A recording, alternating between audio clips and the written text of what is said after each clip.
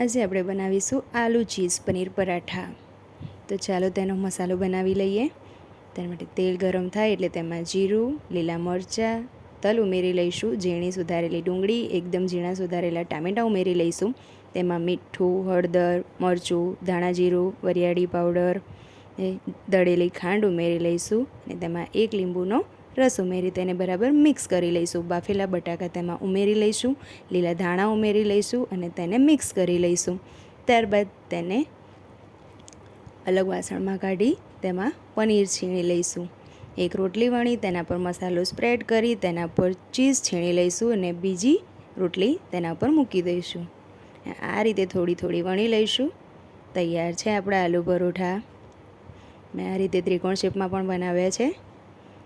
આ રીતે આલુ પરોઠા બનાવશો તો મસાલો આખામાં સરસ રીતે ફેલાઈ જશે અને ખાવામાં ખૂબ જ ટેસ્ટી લાગશે અને બનાવવામાં એકદમ ઇઝી. બટરથી તેને શેકી લઈશું. તૈયાર છે આપણા આલુ પરોઠા.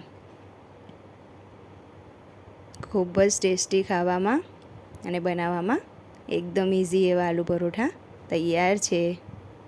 એકવાર જરૂરથી ટ્રાય કરજો.